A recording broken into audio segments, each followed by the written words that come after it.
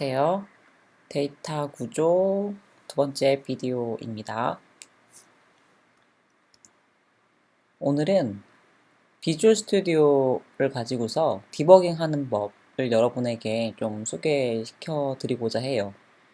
작년에 고급 C 언어를 교수님한테 들었던 친구들은 종종 실수 시간에 교수님이 그 빨콩이라고 불리워지는 방법론을 통해서 디버깅 하는 방법을 이야기했었을 겁니다. 뭐 사실 별건 아니지만 실제 여러분이 그 프로그래밍을 하는 데 있어서 내가 생각하고 있는 대로 변수의 값이 제대로 담기고 있는지를 알아보는 방법에 해당이 됩니다. 그리고 특히 이제 고급 C에서 많이 발생했던 문제들 중에 포인터를 잘못 사용하는 친구들이 종종 프로그래밍을 하는 데 있어서 어려움을 겪곤 하는데요. 근데 그런 메모리 누수가 잘 일어나는 부분이 바로 포인터 부분이기 때문입니다.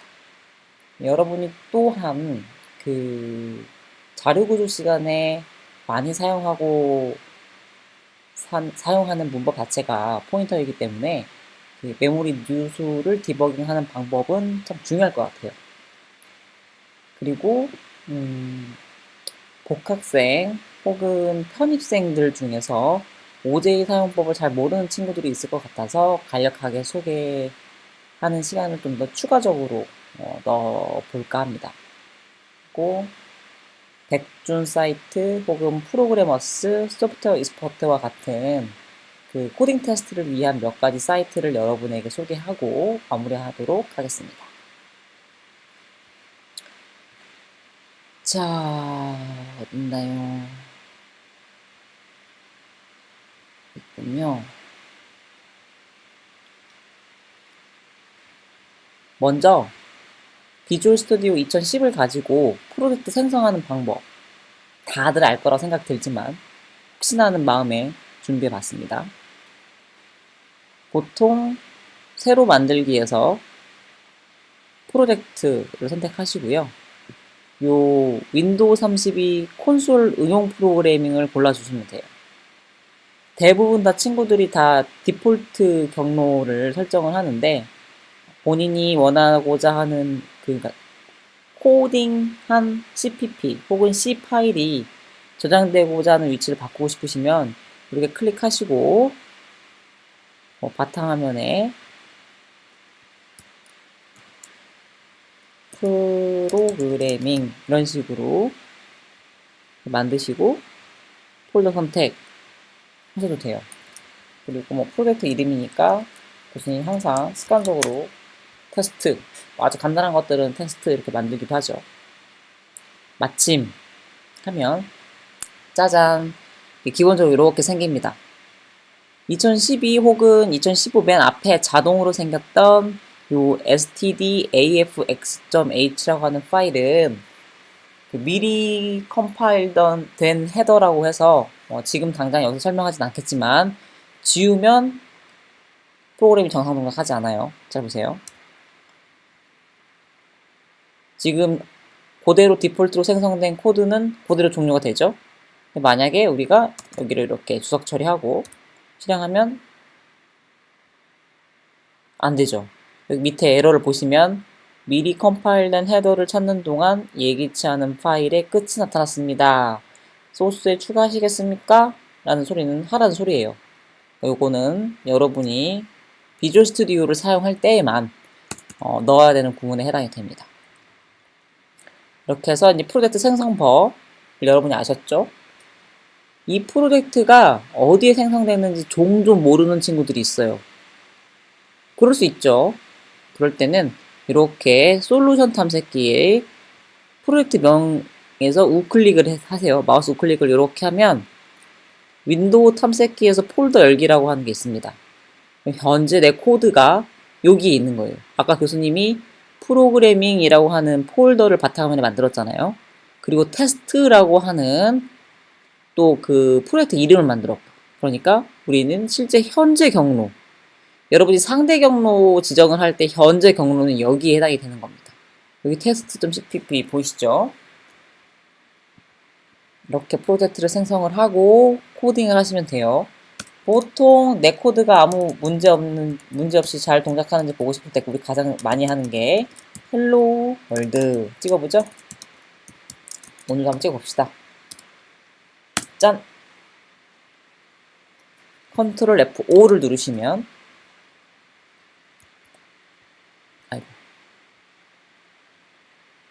지금 원격이다 보니까 이렇게 할게요. 자, 헬로 월드 계속하려면 아무렇게나 누르시고 뜨죠. 그 다음 우리가 비주얼 스튜디오 디버깅 하는 방법을 알아보겠다고 했었어요. 지금 미리 프로젝트를 하나 만들어 놨는데 자, 요와 같은 빨간 콩이라고 하는 중단점이라고 해요. 자, 보통 교수님은 습관적으로 빨간 콩이라고 하는데 한국말로는 중단점입니다. 중단점. 중단점을 설정하는 방법은 F9을 찍으시면 돼요. 특수키 F9을 찍으시면 바로 찍혀요. 예를 들어 지금 혹은 마우스 클릭으로 온오프를 할 수 있는데요. 여기 지금 빨간 공 보이시죠? 그거 한번 켰다 꺼볼게요. 이렇게. 자, 클릭. 요 왼쪽 약간 회색으로 보이는 데에다가 이 중단점을 이렇게 설정할 수 있어요. 혹은 F9 눌러볼게요. 보이세요?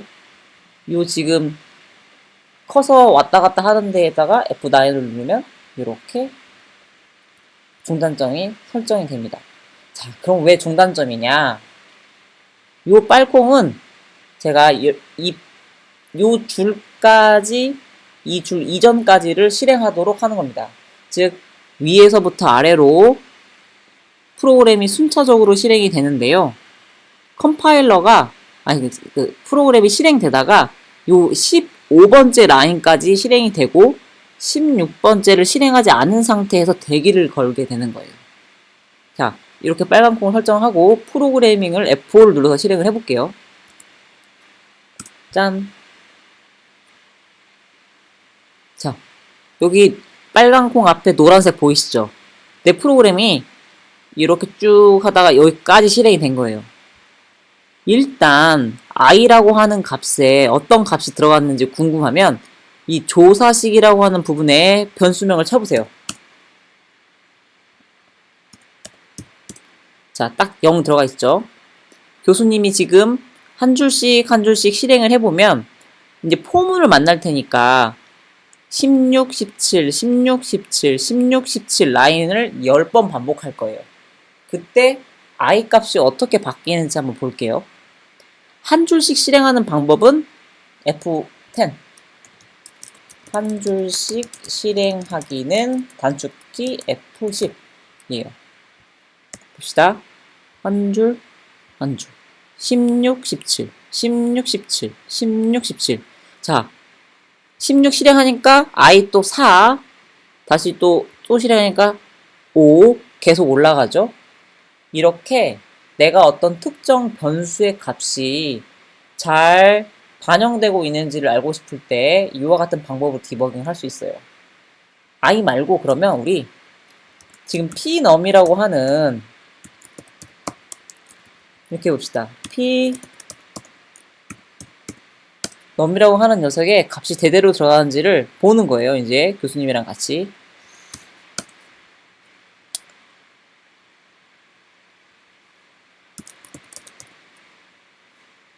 자, 프로그래밍이 어디가 잘못된지 알겠죠? 분명히 프로그램의 본 의도는 pnum이라고 하는 10개의 배열에 0에서부터 10까지를 담고 싶었어요. 0에서 9까지겠죠? 근데 계속 이 첫 번째 값만 바뀌고 있는 상황이에요. 짠! 계속 보이죠? pnum에 0만 바뀌고 있네요. 이거 어떻게 해야 돼요? 교수님 한번 바꿔볼게요. 가장 간단한 방법은 배열기호 사용하는 방법이죠.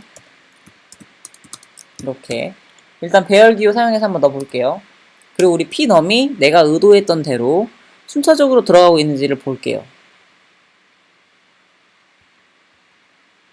0, 1, 2 바뀌고 있죠? 3도 제대로 들어가는지 한번 미리 쳐놔보겠습니다. 지금 나머지 값에 그 아직 초기화되어 있지 않은 녀석들이 다 뭐 마이너스 8, 4, 2, 1, 5, 0, 4, 5, 1 되어 있는 이유는 초기화가 안 돼 있기 때문이에요. 자, 다시 하나, 둘, 셋. 내가 원하는 대로 초기화 되고 있는 거 보이죠? 이렇게 디버깅 하는 겁니다. 그리고 배열 기호 말고 포인터 기호로 확인하고 싶다. 보이시죠? 또 우리는 이미 배웠어요, 여러분. 배웠어요. 포인터로 어떻게 접근을 해야 되는지. 자, 동일한 방식이죠. 이게 지금 0번째 배열, 1번째 배열, 2번 인덱스를 간 쪽에 대한 값 똑같이 보는 방법입니다. 이런 식으로 실제로 내가 빨콩을 통해서 지금 우리는 프로그래밍이 실행이 되는 거를 확인했습니다. 앞으로 본인이 작성한 프로그램을 디버깅하는 방법. 여기서의 디버깅은 내가 생각한 로직대로 알고리즘이 동작하고 있는지를 확인하는 방법입니다. 즉, 그 소리는 분명히 이 위치에서 pnum이라고 하는 값을 내가 어떻게 채워져야 된다는 걸 알고 있었고 의도한 대로 채워지고 있는지를 확인하는 거죠. 내가 의도한 대로 동작하지 않는 그 곳이 바로 프로그래밍 버그라는 겁니다. 그리고 그 디버깅이라고 하는 거는 버그를 없앤다. 즉, 왜 잘못 값이 입력되고 있는지를 찾아서 프로그램의 오류를 잡는다 라는 면에서 디버깅이라고 하는 겁니다. 자, 이제 이렇게 두 번째 비주얼 스튜디오를 가지고서 중단점 설정을 이용하여 디버깅하는 방법을 알아봤습니다.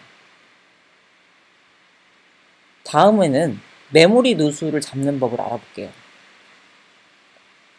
교수님이 일부러 메모리를 3개 만들어 놨어. 자, 아이고, 여기도 또 실수가 있네요.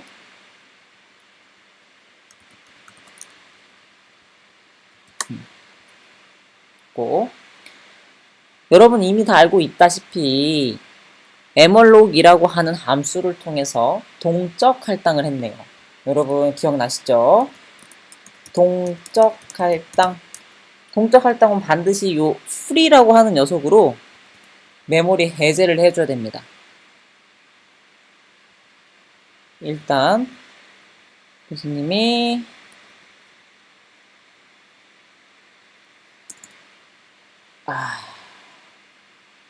미리 코딩을 해둔 다시 한번 살펴봅시다. 키보드가 안 움직이네요. 자, 빼고 아까 이제 중단점 설명을 하면서 나왔던 코멘트를 다 지울게요. 만약에 이렇게 여기 맨 마지막에 있는 free를 지우면요, 어떻게 될까요? 메모리가 셀 거예요. 아이고, 지운다고 너무 많이 지웠네요. include std lib.h 넣고, 자, 요 free를 해주지 않으면 메모리가 셉니다. 근데 지금 메모리가 새는 게 눈으로 심지어 보이지도 않네요. 이런 것들이 나중에 계속 메모리가 새는 게 쌓이다 보면 프로그래밍을 하는 데 있어서 문제가 생깁니다. 즉, 여러분의 핸드폰 메모리가 게임을 하는 동안에 줄줄줄 새다 보니 나중에는 핸드폰이 먹통이 되는 것과 같죠. 그러면 실수로 내가 프리를 하지 않았을 때 이런 거를 좀 컴퓨터가 나한테 알려줬으면 좋겠는 거예요.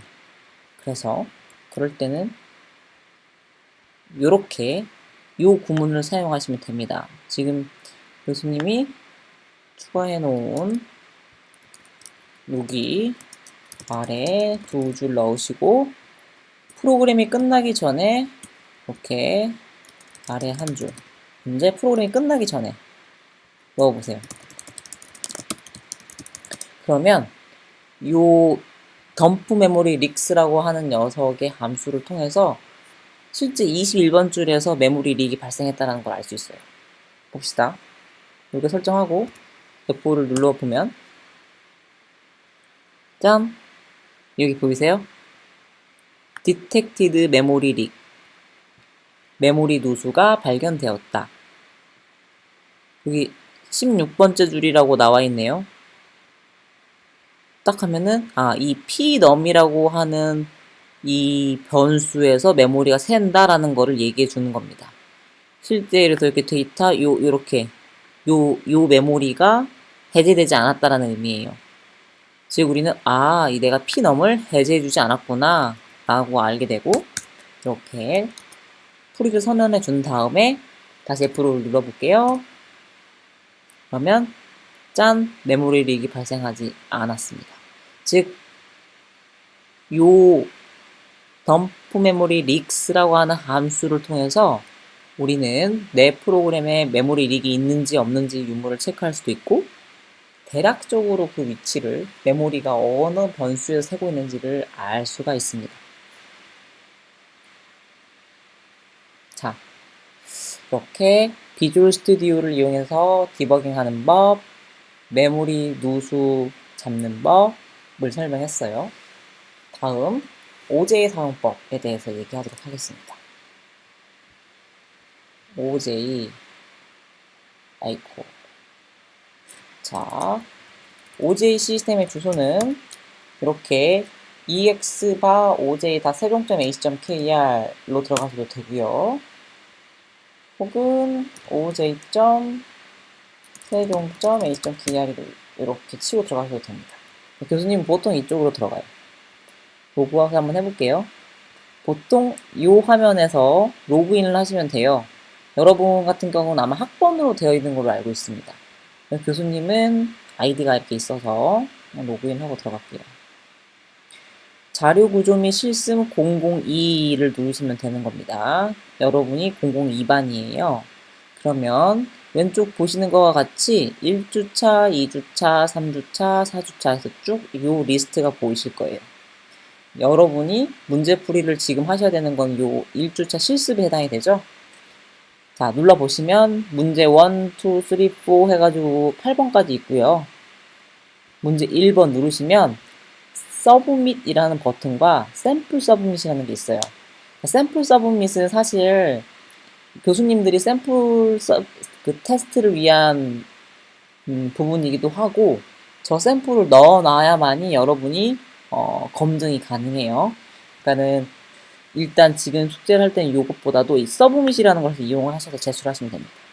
여기에 여러분이 문제를 읽고 직접 작성한 코드를 넣은 다음에 제출하시면 돼요. 일단 교수님이 한번 이미 1번 문제를 제출한 친구의 코드를 가지고 한번 제출을 해볼게요. 이번 양해를 부탁드립니다. 자, 1주차 내가 문제를 풀었어요. 그러면 시어너 복스 문제 1번 서브밋 누르고 여러분이 비주얼 스튜디오에서 테스트했던 코드를 붙여 넣습니다.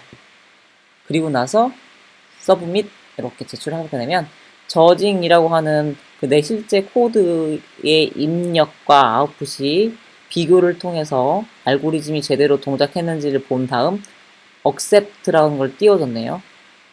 맞은 거예요. 만약에 친구들이 이 accept이 뜨지 않고 wrong answer라고 해서 빨간 줄이 뜨기도 해요. 그래서 일부러 wrong answer 한번 내볼게요. 이대로 제출을 서브밋을 하면요. wrong answer가 뜰 거예요. 보이세요? 교수님은 입력과 출력이 보입니다. 여러분은 보이지 않아요. 이 wrong answer라고 하는 거는 실제로 내가 입력 50을 줬을 때 알고리즘이 22100이라고 해서 22100이라는 숫자가 나와야 되는데 나의 아웃풋은 제대로 나오지 않다 보니까 출력값이 서로 상이해서 틀렸다라고 채점을 한 케이스에 해당이 됩니다. 그래서 이렇게 지금 내가 10개 샘플 중에서 10개가 틀리니까 100점 중에 빵점이 나온 거예요. 여러분이 100점 중에 50점이 나왔다? 그러면 내 입력과 출력 테스트 결과 10개의 샘플 중에서 5개의 답만 맞고 5개가 틀렸다라고 생각하시면 됩니다. 자, 어쨌든 요와 같은 거를 이용을 하시면 실제로 지금 이렇게 OJ 시스템을 통해서 여러분이 문제를 풀 수 있으시죠? 여러분 OJ 문제 지금 이번 주까지 하셔야 될 숙제가 어디에 올라가 있는지는 알죠? 자, 교수님 만들어 놓은 세종 리서치라고 하는 깃허브에 가시면요. 여기 2020.spring.data structure라고 해서 2020학년도 1학기 데이터 구조라고 하는 레파지토리가 있습니다. 누르고 들어가셔서요. 여기 실습 보이시죠? 실습 누르시면 여러분이 지금 시언어 복습을 위해서 풀어야 되는 문제가 이렇게 쭉 보이실 겁니다.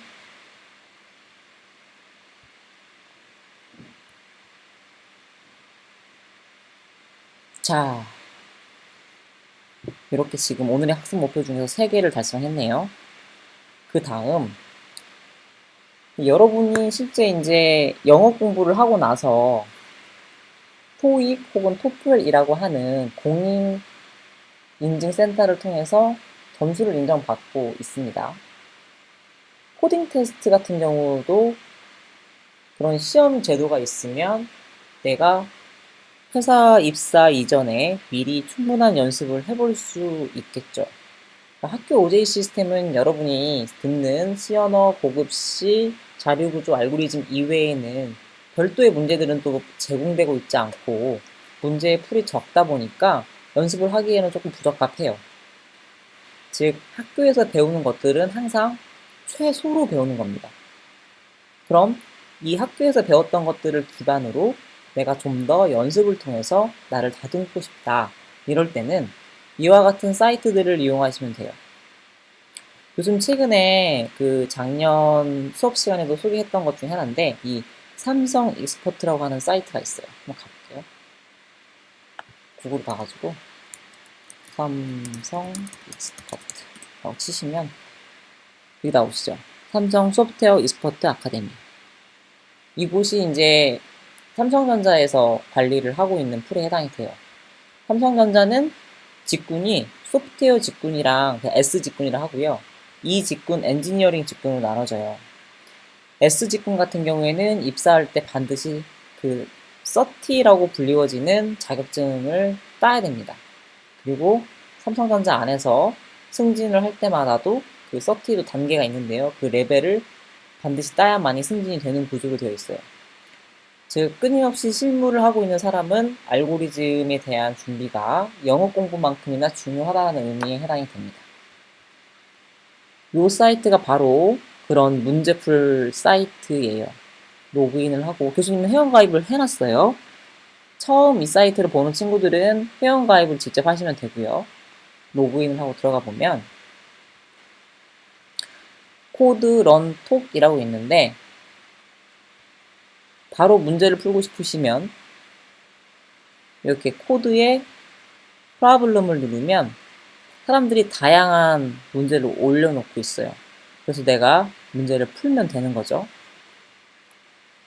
요 D, 3, 7 이런 것들이 난이도를 이야기를 해요. 가장 쉬운 거 먼저 푸시면 돼요.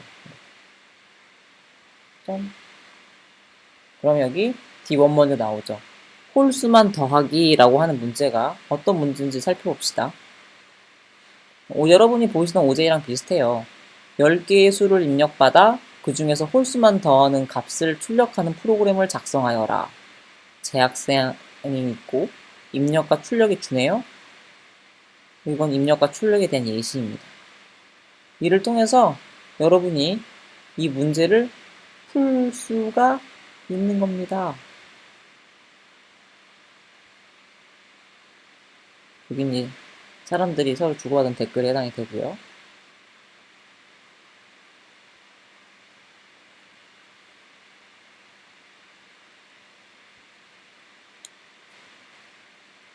문제 풀이를 누르면 제출 결과가 나와요. 이렇게 코드 초기화 해놓고 여러분이 이곳에다가 코드를 올리면 제출이라고 하는 게 됩니다. 제가 이 사이트를 개인적으로 여러분한테 추천하는 이유는 이 런이라고 하는 곳 때문이에요. 실제로 이렇게 다양한 레벨을 제공해요. 보이세요? Computational Thinking, Programming Beginner, Intermediate, Advanced Professional. 실제로 이 Intermediate, Advanced Professional이라고 하는 건 자격증 이름과 같아요. 그래서 이제 우리 프로 자격증을 땄느냐라고 물어보기도 한답니다. 그래서 뭐 쉬운 문제부터 봅시다. 비기너. 그리고 파이썬도 있지만 우리는 지금 C 언어를 배우고 있는 거니까 여기 고급 C, 초급, 포인트와 구조체, 뭐 기본 문법, 객체 프로그램 이런 거 있죠. 이런 거 먼저 푸셔도 되고요.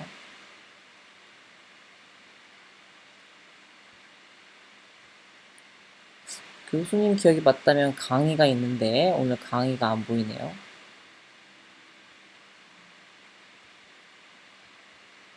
비디오 강의가 있었는데 교수님 못 찾는 건가요?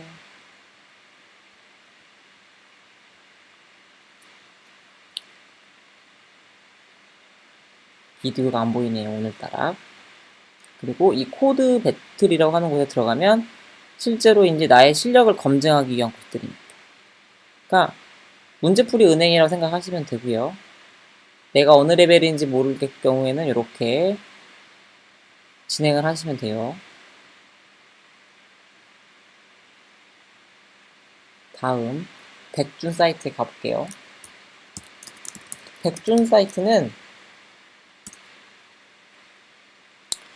여기에요. 백준 온라인 저지인데 그렇게 화려하지는 않지만 굉장히 오래된 사이트고 많은 사람들이 실제로 스스로 문제를 올리고 같이 풀고 하는 곳이에요. 그래서 뭐 대회 같은 경우에 보면은 각 학교에서 자치적으로 하고 있는 문제들도 이렇게 올라와요. 보세요. 논산 코드 페스티벌 이런 식으로 올라오고 대회 개최를 누르면 뭐 카카오 코드 페스티벌 했던 문제, 그리고 뭐 연세대학교 컴퓨터과학과 프로그래밍 경진대회 뭐 동아리에서 했었나봐요. 뭐 이런 것들이 올라오긴 합니다. 문제 누르면 전체 문제 볼게요. 막 경희대회 문제도 올라와요. 그래서 뭐 다양하게 문제가 올라오죠. 여러분은 아직 알고리즘을 안 배웠기 때문에 다이나믹 프로그래밍, 그래프 이론, 뭐 BFS 이런 거는 풀 수가 없고요. 자료 구조라고 누르고 이제 조금씩 한 문제씩 풀 수 있는 것들을 풀어 나가면 됩니다. 근데 이제 정답 비율을 보고 나서 먼저 정답률이 높은 것 먼저 푸세요. 결국 그 문제들 난이도가 좀 더 쉽다는 거고요. 여러분도 이런 것부터 공략해 나가다 보면 어느 사이에 수준이 올라가서 정답률이 매우 낮은 문제도 풀고 있을 겁니다.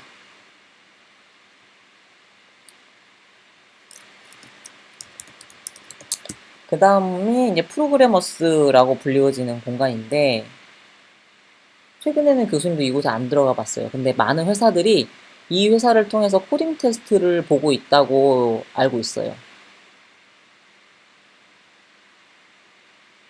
그래서 뭐 실제로 이렇게 보이세요? 카카오 인턴십 코딩 테스트 실전 모의고사 이런 식으로 많은 회사들이 이쪽에 의뢰하기도 하고 하다 보니까 본인들이 이제 이런 모의고사 같은 것들을 제공하고 있는 거죠.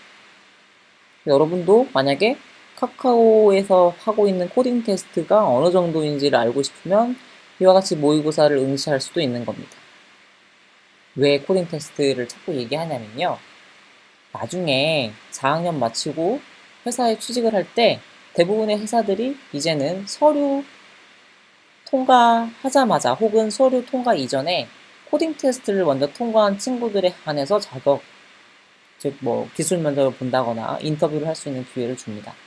그러니까 여러분이 자료 구조와 알고리즘까지를 매우 튼튼하게 들어놓게 되어야 문제 풀이를 할 때 파이썬을 쓰든 C 언어를 쓰든 언어에 상관없이 이런 코딩 테스트를 통과할 수 있게 되는 거예요. 자, 오늘의 학습 목표 4가지를 다 이야기한 것 같습니다. 비주얼 스튜디오 디버깅, 그리고 메모리 뉴스 잡는 법, 이런 것들은 여러분 각자 한 번씩 연습해 보시고요.